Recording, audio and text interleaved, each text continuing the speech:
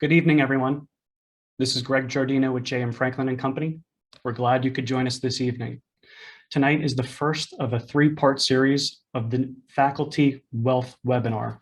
So it focuses specifically on faculty that are in the hospital or higher academia setting, and it's going to be specifically around Roth and Roth Conversion. So it's going to be action-packed tonight, and make sure you stay until the end, where we'll have a live Q&A.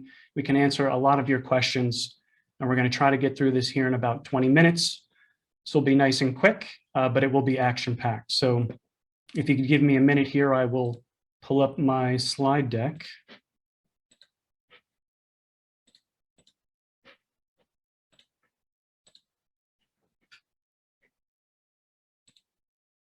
All right, so before we begin, a couple disclosures. I know there's a lot here. I'm not going to go through every disclosure, but the general idea is the information presented tonight is for general purposes only. If you're looking for specific advice, please reach out to your tax, legal, or financial advisor. And of course, the strategies that we review tonight, there's no guarantee that they will benefit you, and you have to take into account a lot of different considerations before implementing a Roth or Roth conversion. So before we dive into Roths, you have to have an appreciation or understanding of tax-deferred accounts versus potentially tax-free accounts. So if we look at the tax-deferred accounts on the left-hand side, those are your 401as, your 403bs, your 457 plans. These are all tax-deferred. What does that mean? Well, you contribute your retirement monies through your payroll on a pre-tax basis. So taxes are not taken out. And for every $100 you contribute, that $100 goes straight to the investment carrier. It may be TIAA or another investment carrier, but the nice thing is if you're making $200,000 a year and you contribute, let's say $25,000 to your 403b, well, come tax time, you're only showing $175,000 of taxable income. It's a nice way to reduce your taxable income, thus potentially lowering taxes for you. So long story short is there's no taxes now, but you're going to pay those taxes later. Now, if we look at the potentially tax-free side of things, those are your Roth IRAs. Some may not be aware of this, but you also have a Roth 403b and Roth 457 plan. So you contribute to those accounts on an after-tax basis. So for every $100 you contribute through your employer here in higher ed, well, they'll take out taxes vested. So the whole deal is you're going to pay your taxes now, get them out of the way. And then if you set them up right later on in retirement, they can be tax-free later. So we'll review a little bit later on what qualified distributions are with Roths and why they're so important. So what are some of the big benefits around Roths? There's a bunch, but I really focused here on the top three. So the first big benefit is tax-free withdrawals, right? Who doesn't want to have accounts they can draw from in retirement that aren't taxed? And that's important if you think about it, because in your tax-deferred accounts, your 401s, your 403bs, your 457 plans, they will be included in your taxable income when you take a distribution out, and they can trigger hidden taxes. One of these hidden taxes is what's called IRMA, Income-Related Monthly Adjustment Amount. What is that? That is those Medicare surcharges, those Medicare taxes for high earners in retirement. In addition, if you take distributions from those tax-deferred accounts, it could also trigger more Social Security taxes as well, among some other hidden taxes. Number two, doing Roths can potentially save you money. I know number two coincides with number one, but the more money you save, the more wealth you can create. So depending upon when you contribute, you can actually lower your lifetime tax bill. I'll give an example of this. There's a client that I'm working with now who's maybe 68 years old. He's planning on retiring this year, and he wants to basically do a little bit of some Roth conversions in the amount of $300,000. So if he does them now in our projections, our analysis, if he can get them out of the way, do some Roths, and either he or his wife live to age 95 and they reinvest those proceeds, if you look over time how much wealth that will be created, if he just does 300,000, it will actually create about $770,000 additional wealth to his portfolio. So this can be really powerful. It can be thousands to hundreds of thousands of dollars or more. Everybody's case is different, but this can be really a powerful savings tool. Number 3, there are no required minimum distributions to Roth IRAs. So notice I highlighted down here Roth IRAs. So during the owner's lifetime, whoever has a Roth IRA, they do not have to take required minimum distributions. Now that's different from a Roth 403B and a Roth 457 plan. If you have those Roths 457, 403B, you do have to take required minimum distributions over your lifetime. And required minimum distributions can be very onerous. So as you can see here on our slide, if you're born before July 1st, 1949, at age 70 and a half, the following April 1st, you have to start taking out a certain percentage. For those who are born after July 1st, 1949, you have until the following April 1st of when you turn age 72. So it can be a couple percents when you first start, and it's not until you reach your 90s, you're taking mandatorily 10% of your account out each and every year. So the one exception to this is for non-spousal heirs. So if you have a Roth IRA and you're passing down a Roth to your child, they will have to actually take required minimum distributions as well, but it won't be that bad because it won't be taxed. Now, if you compare that to the Secure Act and the Secure Act 2.0, which is going through Congress right now, it hasn't been fully passed, but essentially, or generally speaking, for your children to receive your IRAs, your 401s, your 403Bs, they'll have to empty that IRA out over a 10-year period, which can be very onerous, especially if your children are in a high tax bracket in their peak earning years. So this is one reason why a Roth can be very valuable. So let's take a look at some of these tax brackets that we have now in place today. So in 2022, the federal income tax brackets are on the left-hand side. And if nothing happens in 2026, those tax brackets you see on the left, they will be going away. And they will be reverting back to these 2017 tax brackets on the right-hand side. So if you take a quick peek at this, you could see the tax rates, generally speaking, are higher on the old tax bracket rates in 2017. But there's one major thing that not a lot of folks are talking about. So let's look at quantifying what this even means. Yes, people are thinking, hey, tax rates are going to go up, but in dollar amounts and absolute amounts, what does that even mean? What's the benefit? So I'm going to take my highlighter here.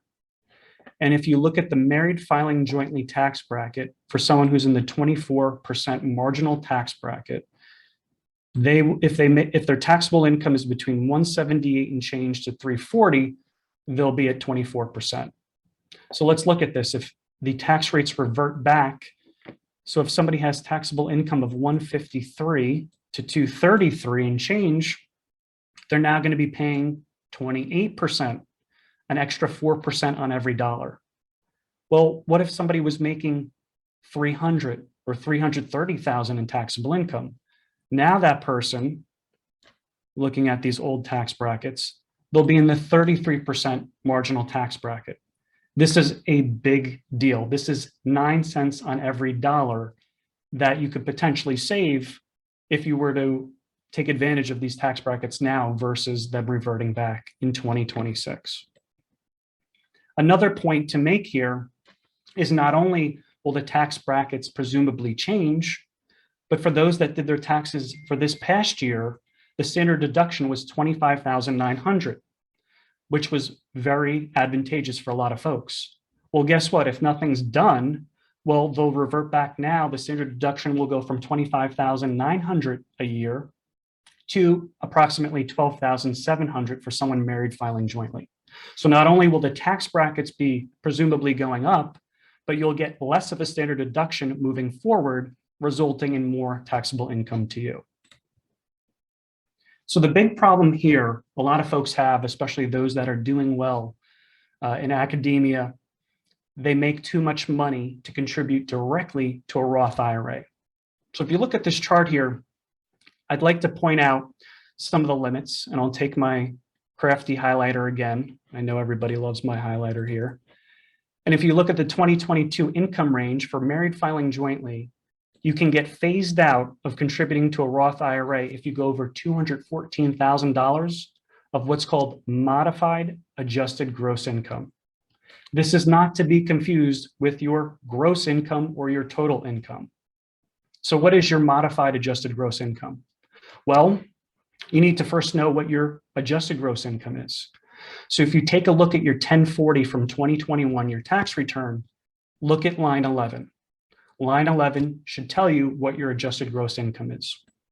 Once you have that number, excuse me, you need to add in certain tax preference items, certain deductions. So for example, IRA contributions that you got a deduction on, if you had any forward interest income that was excluded, there's a bunch of different factors you need to add in, but that is what modified adjusted gross income is. And if you're unsure, you should consult with your tax preparer, your CPA, and they can walk you through that and help you calculate that. But as you can see, it's very hard to get into a Roth. So what's one way around this?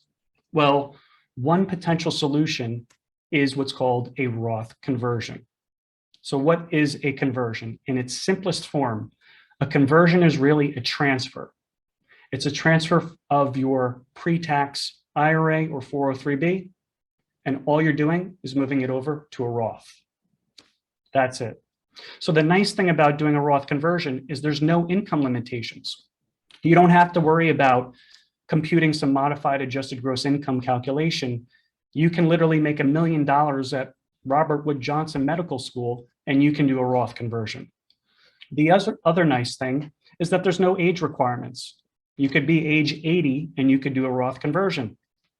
I don't know at that tax bracket or at that point in time if you'd want to do one, but you have the ability to do so. So ultimately, what's the catch around doing a Roth conversion? Well, when you do a conversion, it will be a taxable event in the year you decide to do the conversion. So you will owe income taxes on whatever amount you decide to convert.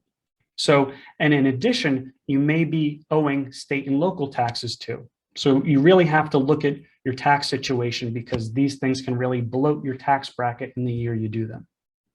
And the second requirement is you have to meet what's called the 5-year rule. So there's 2 requirements to meet the 5-year rule. And what that does is it makes your Roth distributions qualified distributions. What that means is they become tax and penalty free. So the most common requirement is you have to be age 59 and a half. Now there's some other criteria you can meet. You could be disabled. You could be a beneficiary who withdraws from the account after the owner's death. There's different exceptions to this, but the most common is being age 59 and a half. And you have to have set up your Roth for at least 5 tax calendar years. So what does that mean? So basically, if you convert an amount in your 403B today on 5/4 of 2022, for tax purposes, your conversion will have taken place on January 1 of 2022. So therefore, if you wait 5 years to January 1 of 2027, you will have met this 5-year clock rule. So there's many nuances to it. I know I'm giving a oversimplification here, but in order to get your Roth distributions tax-free, penalty-free, have to be age 59 and a half without any exceptions, and you have to have satisfied the 5-year clock window. So moving along here, many faculty may be unaware that as of May of 2020, if you're a participant in what's called the New Jersey Alternate Benefit Program, which is offered to many faculty here in New Jersey, as of May 2020, you can do 2 things to get your money into a Roth. The first being you can actually contribute into a Roth in your 403B of your carrier of choice. And the second is you can actually do a Roth in-plan conversion, which is just another name for doing a Roth conversion in your retirement plan. So you now have that ability to do it through your employer, if you're with the hospital, university setting. But keep in mind, it is only allowed in your 403B side of things. Now, your 403B is your voluntary plan. This is where you contribute above and beyond your 401A plan. Your 401A plan is your mandatory plan. So keep that in mind.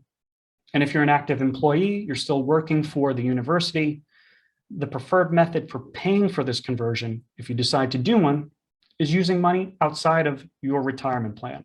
So if you have money in an after-tax brokerage account, you have money sitting in cash, this is the preferred way for paying for this. And of course, once you're retired, you're separated from service, then you can go ahead and you can use your assets to pay for the Roth conversion if you so desire. So who should consider a Roth conversion? This is the big question. And if anybody does any reading, one of the main determinants is your tax bracket. So if you're expecting to be in a higher tax bracket in retirement, it could be potentially beneficial to do these Roth conversions. And let me explain. So if I have a pre-tax account, my 403B, I'm starting with $100,000.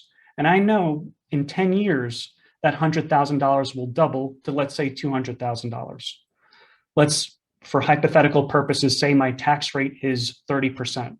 Well, 200,000 less 30% in taxes, at the end of the day, you'll have 140,000 net from that pre-tax account. Now, if I have that same $100,000 and I wanted to put it into a Roth and my tax bracket at the time was 30%, well, I'm starting with $70,000 and I know in 10 years, it's going to double to 140. So all things being equal, I actually ended up with the same amount of money, 140,000, 140,000 after taxes. Where you can get a discount is when you do them. And if there's a tax arbitrage opportunity. So that is really important to keep in mind. And this will be my one corny attempt at humor tonight. I have a tax bomb picture here for any of those on campus that have a tax bomb looming. Don't let it go boom. It could get ugly. But all kidding aside, a lot of faculty that I meet with may just not pay attention to how they're contributing. And they wind up 20, 30 years just contributing to their pre-tax accounts, and then they're left with a big problem down the road. So it's very important that you do some planning. And of course, the whole idea of doing a Roth conversion is to diversify the taxability of your retirement income. So I find that most of the more successful folks on campus are the ones that not only have their pre-tax accounts, but they also have taxable accounts and they also have tax-free accounts, which is the Roth. From a legacy perspective, there may be headwinds or tailwinds to doing a Roth. For example, if you have met your retirement goals and you'd like to pass on your wealth to your heirs, well, if you have 3 beneficiaries and they're all in a low tax bracket, they live in a low state income tax state, well, that could be a headwind for or disincentive, a disincentive for doing a Roth. However, if you have 1 child or 2 and they're very successful, they're in a high tax bracket, they're in a high tax income state, well, that gives more of a tailwind, a green light to doing some of these Roths. And there's some other factors, but I'm just giving you a quick overview. And of course, anyone that thinks tax rates are going up, now is a good time to be thinking about this. Get your discounts on lower tax rates now. All right, here's one of the biggest questions I often get. Greg, when should I be doing Roth conversions? I know I should maybe be doing them in a low tax year. It's not always black and white. There are some cases where you can actually have a little bit of a higher income tax year or slightly lower in retirement. But for all intents and purposes, if you have a lower income year, that is the time to strike. So we have here what's called the tax planning window. What is that? So it's really the time frame between age 60 and age 70 when perhaps you didn't start Social Security benefits yet. Your required minimum distributions didn't start yet. And perhaps maybe you're retired from the university or from the hospital. This is a very low income tax year. You should definitely be looking at these, and prepaying your taxes can be a big benefit down the road. Of course, if you go on sabbatical, you're only making 80% for the year, or if you're on the faculty transition to retirement plan and you're only making 50%, these are ideal times to be looking at doing Roth conversions. Another great time to be looking at Roth conversions is when you have big tax deductions. So if you have a large medical expenses in 1 year, if you're making large charitable donations, this can really help to offset some of the taxes that you would realize from implementing your Roth conversions. Also, we've seen a lot of volatility in the markets now. When the market is low and your account is less, you're essentially getting a discount and paying a smaller amount of taxes than you would otherwise be required if your accounts were at full value and they were doing well. So be careful of trying to time the market in doing Roth conversions. It's incredibly hard to time it just right, but you can do it. You can try to do these when the markets are low. And of course, make sure you have the money to pay for the taxes. If you don't have it, it can get messy. Make sure you set aside in your financial plan that you have some money to pay for these. And finally, the most important point that I will make tonight is you should be doing Roth conversions after you run the analysis in your financial plan. You really have to get a sense for what is your current income and what is your future income. What is your future expenses? What are your future required minimum distributions? There's a lot of things that play into this. Too often I see many people try to wing this, and that could be a huge problem. And many folks may not realize this, but if you do these Roths at the wrong time, it can actually erode your wealth, and you would wind up with less wealth than you otherwise would be able to. So this is really important. Make sure whoever you work with, you're coordinating it with your CPA, your accountant, and running workouts so that you can make sure you're doing them at the right time and not triggering any of those hidden taxes that we talked about in the beginning. All right, well, this may be a good time to answer some questions. I know this was pretty quick here, but if you take the time here, you can click on the chat icon in the bottom, and I'll start to answer some of these questions as these come in.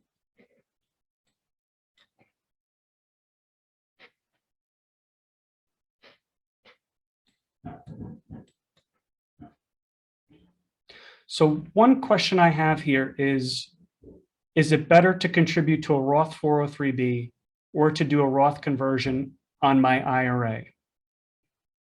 So if you'd like the choice of when you take your distributions, then it might be better to do the Roth conversion in your Roth IRA.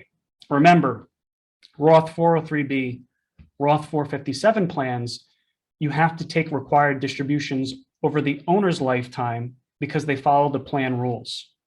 So keep that in mind. And also, it's really important that if you plan on moving money from your Roth 403B or Roth 457 to a Roth IRA so that you can try to get rid of those required minimum distributions, you might want to do so before your required minimum distribution age hits.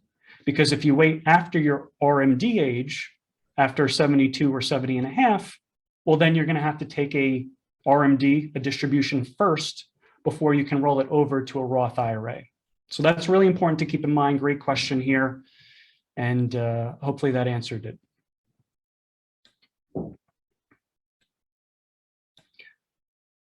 Another question here is there a more favorable time of year to do a Roth conversion?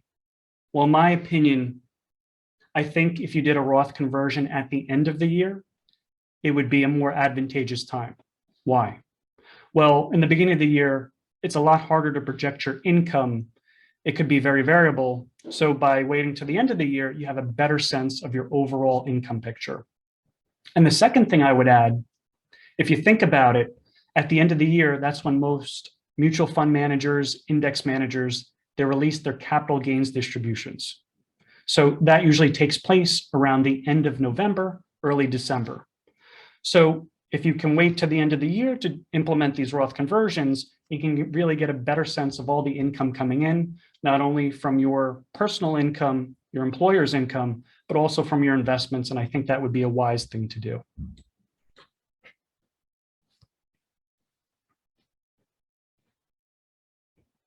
Give it another minute here.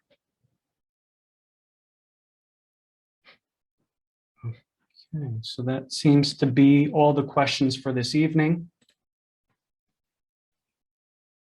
Attached here, oh wait, we have one quick question coming up.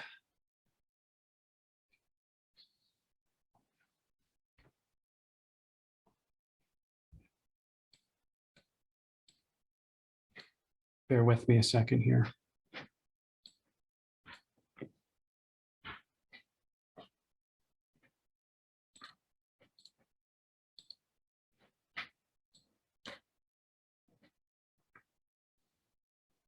I'm sorry, we had a little technical difficulty. So that seems to be all the questions for this evening. If you have any concerns, questions, if this webinar has you thinking a little bit about, well, are Roths appropriate for me? We'd love to have a conversation with you. And we'd be more than happy to talk to you about, from a general perspective, if it makes sense, and maybe give you some ideas moving forward. So make sure you stay tuned for our next Faculty Wealth webinar series, which will be coming out next month.